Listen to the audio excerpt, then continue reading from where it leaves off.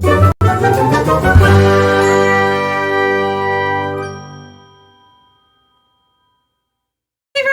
welcome back to my channel. Welcome back to one of the only videos that I do every single year. Welcome to the mid-year freakout tag. Woo woo. Can you guys believe it's really the end of June? Like, 2024 is flying by lightning speed. At least for me. So, this is the wrong paper. I did plan out my entire mid-year freakout tag because I want it to be kind of cohesive. Give me one moment. Alright, let's start with how many books have I read. That's not really part of the tag, but I'm gonna include it. I just finished my 143rd book of the year. So yes, I've read 143 books. My goal is 250, so I might make it this year. But let's just dive into the question. So the mid-year freakout tag has been around for years, and I don't know who is the creator of this tag, but if I remember, I will just throw a bunch that I've seen down in the description box. Go show your love to all the other creators that have done this. So, number 1, the best book you've read so far this year. So for most of these, I did try to limit myself. So I do have a favorite book of the year. I actually just finished this. I don't think the reading vlog is even up yet, but in the reading vlog, I tell you that this is going to be a favorite of the year, possibly my favorite of the entire year. And yeah, Just for the Summer by Abby Jimenez. So Abby Jimenez has done it again.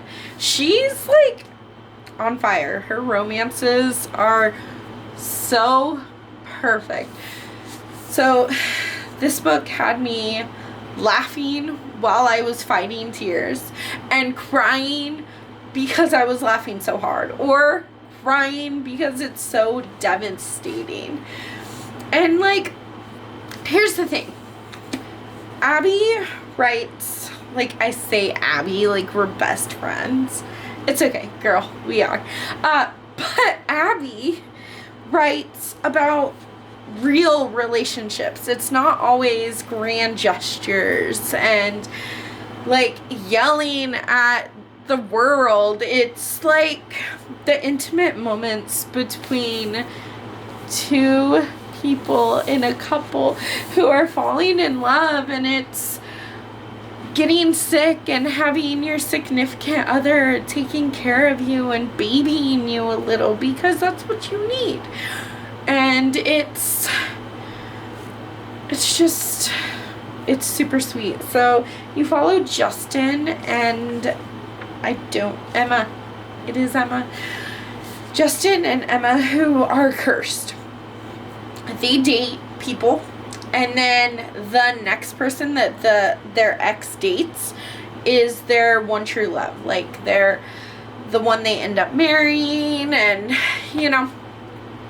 So it starts out with Justin writing a Reddit post about his curse, and then Emma kind of starts talking to him on Reddit, and then they exchange phone numbers, and then, you know, one thing leads to another, and they meet in real life. But here's the deal: only 4 dates and 1 kiss, and then they have to break up, and they're outside of each other's lives forever. But things are not that simple. So maybe these two cursed people fall in love with each other slowly and tenderly and sweetly, because Emma had a rough childhood. Her mom was suffering from mental illness, and they never explicitly tell you what it was, but they tell you how she was treated. She was in and out of foster care. She was really, really neglected. Amber, her mom, neglected her a lot, and that caused her to shut people out. And oh man, it was just so enlightening to see Emma, because she's not your picture perfect protagonist. She has issues. She is a work in progress. And seeing her and Justin together was just so perfect, because Justin was also going through some stuff. I mean, he had a good childhood, but his mom is now going to prison for 6 years, so he has to take care of his 3 younger siblings and basically be their guardian for the next 6 years. And like, this book had so many laugh out loud moments. Like, I don't laugh out loud often when I'm reading. Usually I'm like, that's kind of funny, and then I just kind of skip over it. But this one had me belly laughing and then ugly crying, or ugly crying and then belly laughing. But it was such a roller coaster of a romance. It was so good, because it also, like, I saw a lot of myself in Emma. She was shutting everyone out, and she also was super hard on herself. So she was like, well, I did something wrong. I'm not perfect, so now everyone's gonna hate me. And I'm like, gosh, that is me, girl. That is so me. Like, if I'm not 100% perfect 100% of the time, which doesn't exist, and I know it doesn't exist, then I beat myself up about it. And Emma did the same thing.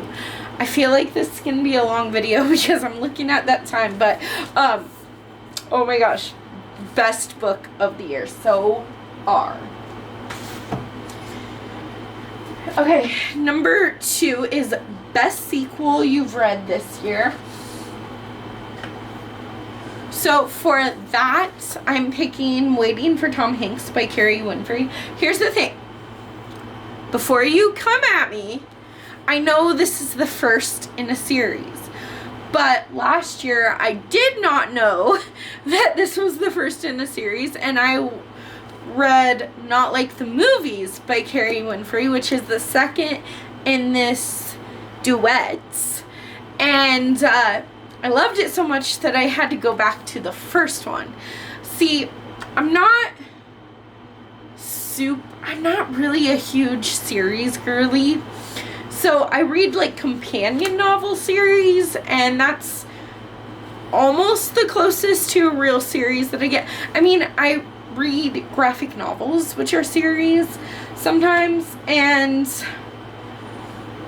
I'm not a huge series girl, so I'm going with Waiting for Tom Hanks by Carrie Winfrey, which, yes, technically is the first in the series, but I didn't read it. I read the second one first. But it's just a really cute rom-com, and I highly recommend it. Okay, number 3. New releases you haven't read yet but want to. I have 7. So I'm not really going to talk about them. I'm just going to pop them up on the screen. I will tell you that as of right now, I own 2 of them digitally, so I'll tell you those 2 first. I have Not in Love by Ali Hazelwood and The Paradise Problem by Christina Lauren on Kindle. The other 5 I don't own yet, but I will. There's The Rom-Commers by Catherine Senner, Daughter of Mine by Megan Miranda, which I'm kind of on the fence about, but, you know, whatever. Middle of the Night by the King, Riley Sager himself. And One of Us Knows by Alyssa Cole. And then Incidents Around the House by Josh Mallerman. Like anything Josh Mallerman writes. I do have a very big backlist of his that I need to get to, but I will read anything that he writes. So, you know, just let me know anytime. Even if it's just like a short story, just let me know when you come across Josh Mallerman. Number 4 is most anticipated release for the second half of the year. I do not pay attention to what is coming out. So after it comes out, I'm like, ooh, I need that. So I don't have an answer for this because I really have no knowledge of what's coming out. It takes too much research. Okay. Number 5. Biggest disappointment. Night Watching by Tracy Sierra. So here's the thing. I don't think that this is a bad book. I think it's marketed incorrectly because it's very much a literary fiction, character study. It is not the home invasion story that I was wanting when I read this. So I didn't like it. I mean, I gave it 3 stars. It was fine, but it wasn't what I was expecting, and it wasn't what I was wanting. I wanted that epic home invasion story where I'd be a little bit scared and like I wanted some action, and I didn't get that. I really didn't get that. So for me, this was very disappointing because I think it's marketed wrong. Okay, number 6, your biggest surprise. Like I said, I tried really hard to only pick one book, but for this one I had to pick 3. Yeah, 3. Okay, so we're going to start with When No One Was Watching. When No One Is Watching by Alyssa Cole. I've already read this previously, like a few years ago, and I was like, no, it's just like a suspense novel, or actually what I said, quote unquote, was it's just a romance dressed up as a suspense. Girl, you are wrong. This is terrifying.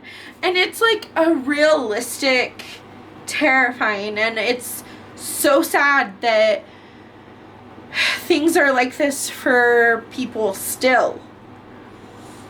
And you follow Sydney, who is living in a Brooklyn house when her neighborhood starts changing, and it seems like all the white people are trying to push her out because she's of color, and they're basically like scaring her because they suck. But no, in all honesty, this is terrifying. It's like an Uber that locks you in and then doesn't take you to the right place, and then there's like these scenes of people in the neighborhood being mean to her because the color of her skin. And I know that racism is still a thing that makes my skin crawl, but like, this was such a good book. Terrible read. Terrible story in the sense that like it's very realistic, and that just makes me, it sickens me that the world is still like this. Then the other 2 I'm going to talk about together because they're they're not the same. There's We Need to Do Something by Max Booth III and Fantastic Land by Mike Bachhoven. I didn't think I'd like these. I listened to this one on audio. Actually, I listened to them both on audio. So, in both of these stories, like, you can count this as a recommendation for if you like this, read this. If you like Fantastic Land, read We Need to Do Something. But, in both of these stories, you are following people, a group of people. In Fantastic Land, it's a huge group of people. In We Need to Do Something, it's just one family. It's like 4 people. And they are trying to get to safety after a natural disaster. So in We Need to Do Something, you follow this family of 2 kids, mom, dad, and they go to the bathtub during a tornado, which I didn't know was a thing, but I researched it. It really is a thing. That's so crazy to me. But the entire book, like, it's a very short book, but the entire 150-page book takes place in the bathroom. Please don't let that stop you from reading it, because I was like, ew, I'm not gonna like this book. This book, Wet Places, was really, like, terrifying, because it's like the helplessness of being stuck in a bathroom, and then they get stuck in there to the point that they can't leave because there's something blocking them, and you're just waiting for help for days, and you're like, oh, someone has to come get us, right? Someone's gonna find us before we die, right? And that helplessness was just so perfect. In Fantastic Land, you follow 200 or 300 people who were stuck at this amusement park in Florida during a hurricane. And they end up being there for like 3 months because everyone was like the news and help, and everyone was just like, oh, well, they have enough food to last like 3,000 people like 6 to 8 months. So that's kind of our least concern. When really, this was wild. First off, it's told in interview format. Second off, it's like Lord of the Flies. Yeah. People are killing each other and going crazy because they don't know what's gonna happen. This was such a wild ride. Get it? Wild ride, because there's a roller coaster on the cover. Absolutely loved it. Great surprise. Alright. Favorite new to you author. So I have 2 physically that I want to talk about. No. I have more than that.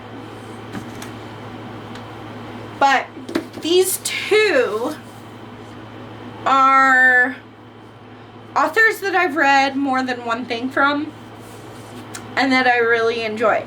So, Josh Malerman. I read Bird Box in 2023, so maybe this is cheating, but then I read Mallory, and then I've read several short stories from him, and he has now gone from like, okay, to, oh my gosh, everything he writes I need to read. I am behind on my backlist of his titles, and I know that. I actually am looking at 2 of them right now on my shelf over there. But Josh Malerman, he has slowly began to become like an auto-buy author for me. I love, he writes scary, intense reads. Then Noelle W. Ely, I think that's how you say it. I've read 2 things from this author as well. Although, with Josh Mallerman, it's actually been more because I've read a lot of short stories from him. Including It Waits in the Woods. But, from this girl, I have read 2 books by her, Run on Red and Ask for Andrea. And I'm going to be reading my 3rd in July. But, absolutely love the way that she writes her characters and how you get inside their mind.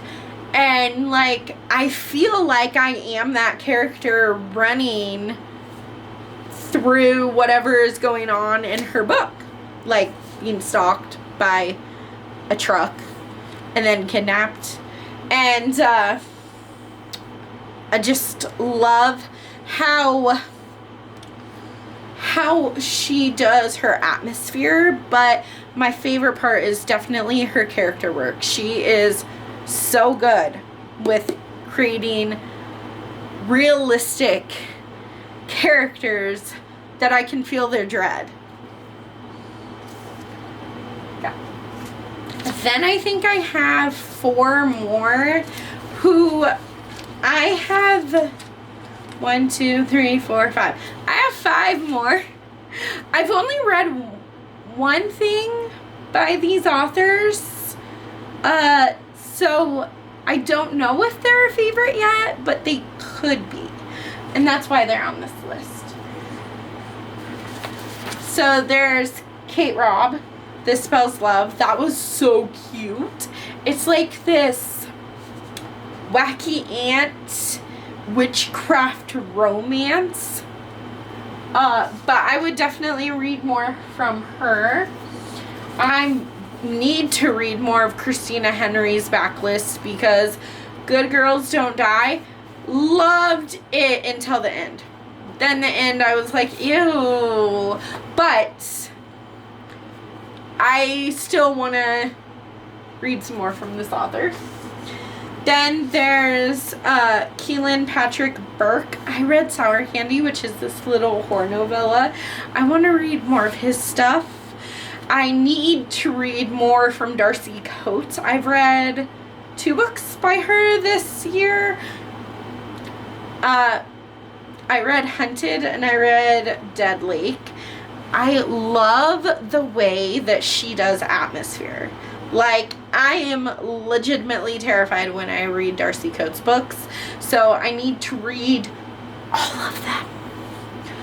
And then, okay, so I guess I only had 4. Newest fictional crush. So I don't really get fictional crushes all that much, but if I have to pick someone, then it's gotta be my man Justin.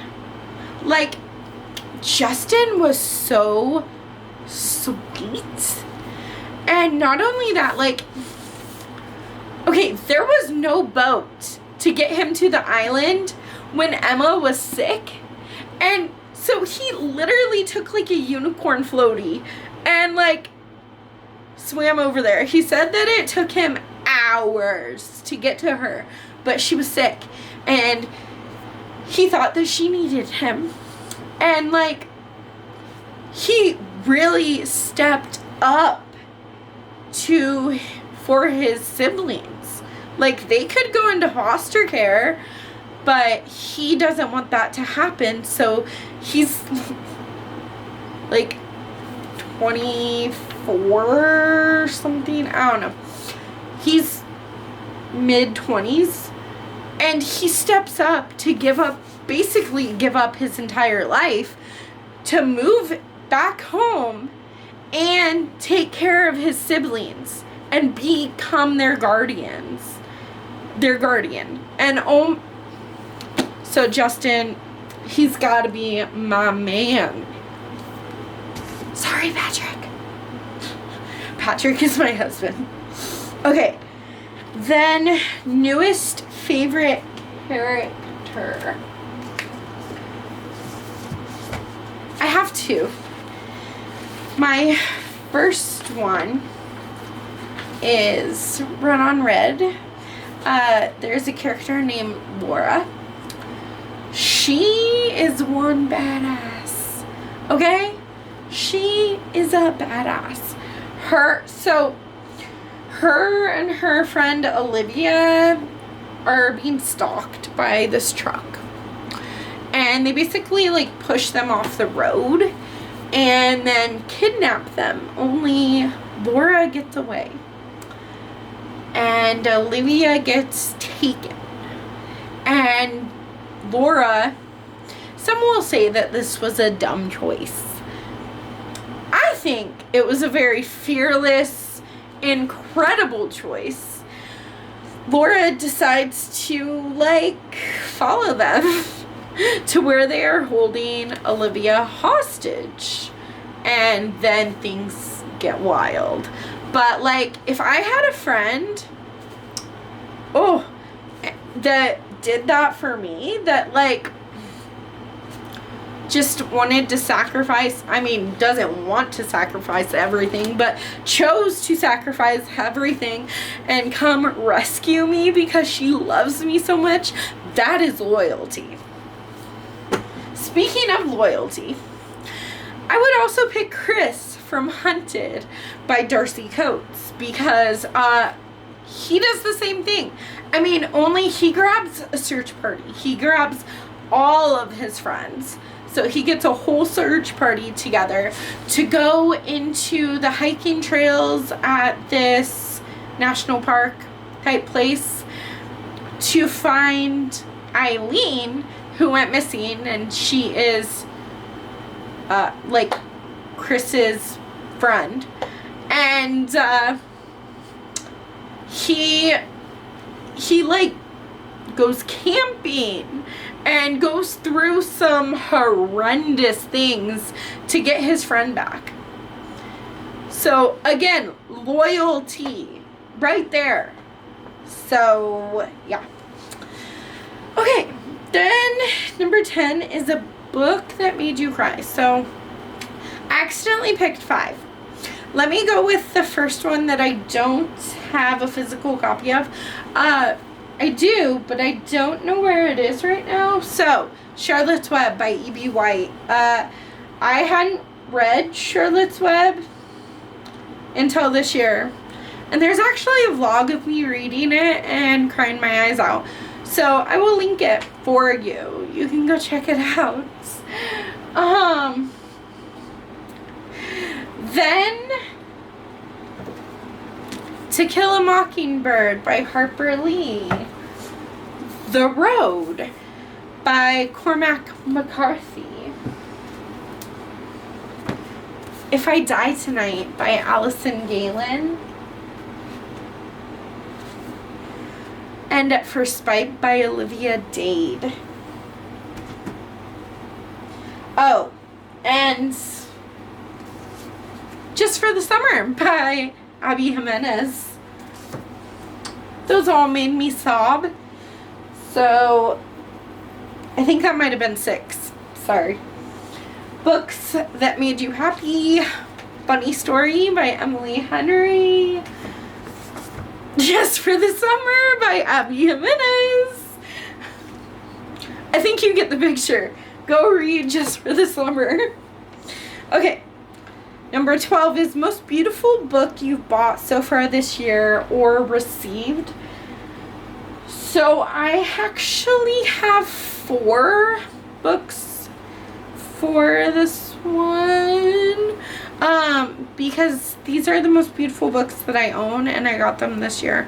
So this is the collected poems of Emily Dickinson. And just look at how beautiful that is. So here's the thing. I have, and look at those sprayed, those foiled edges. I don't know. I already have a collection of Emily Dickinson poems, like all of them. It's like this decent size bind up. But this is so pretty, and I had to get it. Okay.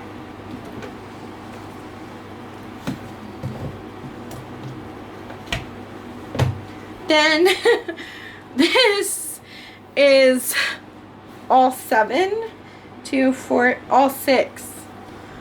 of Jane Austen's novels. So this is the complete novels of Jane Austen. This is so massive and so beautiful. It's just like, oh my gosh. It's purple, which is like my favorite color. It's even got a pink like bookmark. I don't want to take it out because I think that's on the next one I'm supposed to read, which I think is Pride and Prejudice. Let's see. Pride and Prejudice. It is. But oh my gosh, it's so beautiful.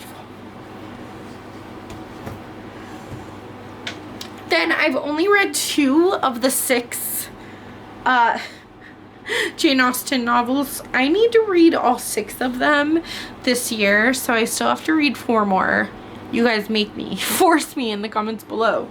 But I have read Northanger Abbey, and I absolutely loved it. So I had to get this beautiful edition to add to my collection. Like, it's felt, it's pink, which like is one of my top 3 favorite colors for sure. And it also has the little bookmark, but oh, just look at this beauty. Okay, and our last one is a Barnes & Noble exclusive edition of Stephen King. That's like silver pages. Oh my gosh. And Stephen King with that's blood. Oh my gosh, this is so beautiful as well. I also still need to read The Shining and Salem's Lot, so please force me to in the comments below. But beautiful. Like I said, I'm going... Oh, wait, I'm sorry. There's still another question. The last question is, what books do I need to read before the end of the year? Like I said, I need to read those 4 Jane Austen. I need to read those 2 Stephen Kings. But in a perfect world, I would read all of my books in this year, but I don't think that's gonna happen. I also have the Natural series by Jennifer Lynn Barnes. I would really like to finish the Romance Book Club series. I only have 2 books left. Everything Josh Malerman related, but right now all I own is Inspection and Daphne. If I got more, that would be fine too. I really just need to read all the books. But that is the end of my crazy, wild, mid-year freak out tag for 2024. So if you are still here and you haven't done this yet, then tag, tag, tag, tag, tag. You're it. I'm not gonna tag specific people this time. I'm just gonna tag all of you. And if you don't have a channel or a blog or somewhere to post this, then post it in the comments down below, and we can compare answers. Also, tell me about any of the books that you saw that I have read and absolutely loved. Just let me know if you've read them, and if you have, what you thought of them. There are no hurt feelings here. If you don't like this book just for the summer, you are wrong, but that's okay. you can stay in your wrongness. And I will be... No, I'm just kidding, though. But, I hope you enjoyed this video. Don't forget to smash that like button and subscribe to my channel. I'll catch you in the next video. Tag!